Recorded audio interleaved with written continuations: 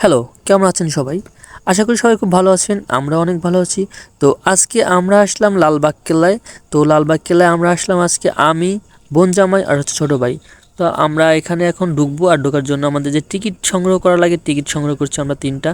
তো আমরা এখন টিকিট সংগ্রহ করে আমরা কোটি, কোটি পাই আমরা এগিয়ে যাচ্ছি আমরা এখন ভিতরের দিকে। এর আগে টিকিট কাউন্টার ছিল কাছাকাছি, এখন অনেক দূরে করছে যার কারণে মানে ওইখান থেকে টিকিট এনে এইখানে আসাটা মানে এতটা ডিস্টেন্স।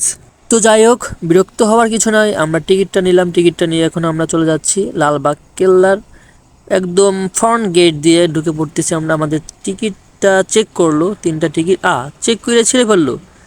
3 জনের টিকিট 30 390 টাকা দিয়ে কিনলাম, ফুস করে ছিঁড়ে পড়লো। তো যাই হোক, আমরা প্রথমেই ঢুকতে দেখি অনেক সুন্দর দৃশ্য আর অনেক লোক। তো আমি কিন্তু এর আগে আরেকবার আইছি, আর ইমুর এই যে ফার্স্ট টাইম। তো ইমুর জিজ্ঞেস করলাম, ইমু তুমি কি লালবাগ কেল্লা এর আগে কখনো দেখেছো?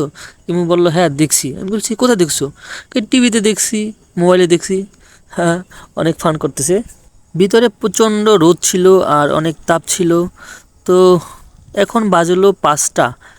তো তারপরে কিন্তু অনেক তাপ, অনেক রোদ। তো আমরা ভাবলাম সামনে গিয়ে কিছু ছবি তুলবো, ছবি তোলার পরে একটু রেস্ট করবো, রেস্ট করে দেন ঘুরবো।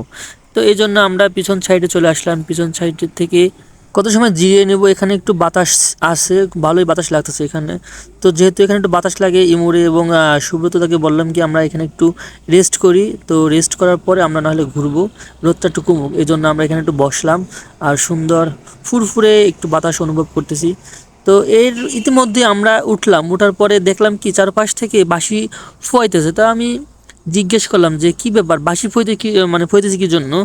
তো এর মধ্যে সুব্রতদা এবং আশেপাশে কিছু লোক বলতেছে যে বাঁশি ফুয়াইতেছে এই জন্য যে লোকজনকে এখন বেরোতে হবে। এইটাই শুনে আমি তো পুরো অবাক যে কী ব্যাপার। এই মাত্র না ঢুকলাম আমরা, 5-10 মিনিট সর্বোচ্চ হয়েছে, এর মধ্যে আমাদের বেরোতে হবে কী জন্য? মানে 5টা বাজলেই গেট বন্ধ করে দেবে, এটা কোনো কথা হইলো? তাহলে 5টা বাজলে যদি গেট বন্ধ করে দেয় তাহলে 5টার আগে মানে 1 ঘন্টা আগে টিকিট অফ করে দেবে। তো 5টার সময় তোমরা মানে বন্ধ করে দেবা, তাহলে টিকিট নেওয়ার কি দরকার? তো কী আর করবো, কিছু করার নেই, মন চাচ্ছে কামান দিয়ে গুলি করে মাথার খুলি উড়িয়ে দিই। তো এই যে অনেক পুরাতন একটা কামান, এই কামান দিয়ে মানুষ আগে যুদ্ধ করতো রাজারা। তো একদম পুরা লোহার কামান কিন্তু এটা। তো আমরা এখন বেরিয়ে পড়বো। তো সুব্রত দা বারবার বলতেছে দাদা চলে চলে যাই। তো ইমুরে বললাম, ইমু তোমার কি আসলে দেখে কি মন ভরছে? তো ইমু বলতেছে এই শর্ট টাইমে কি আর দেখা যায়, কি আর ঘোরা যায়, আর একটু টাইম থাকলে নাহলে আমরা ভালো মতো দেখতে পারতাম। এই ভিতরে একটা ইয়ে আছে, জাদুঘরের মতো সিস্টেম আছে, ওইখানে অনেক কিছু দেখার আছে। তো এটার পাশে ছিল একটা বড় পুকুর। এত বড় পুকুর কিন্তু পানি একদম তলানিতে, মানে পানি নাই বললেই চলে, যতটুকু পানি আছে। এটা মনে হয় বৃষ্টি হয়েছিল কিছুদিন আগে, সেই বৃষ্টি সামান্য একটু পানি আছে। আমরা এটা নিয়ে খুব মজা করতেছিলাম যে কত বড় পানি, মানে কত বড় পুকুর কিন্তু পানি নাই। তো আমরা এখন যাচ্ছি গেটের দিকে, আমরা এখন বেরিয়ে পড়বো। সুব্রতদা বারবার বলতেছিল যে দাদা চলে যাই, শুধু শুধু থেকে লাভ নেই, সবাই ইয়া করতেছে, চলে যাচ্ছে।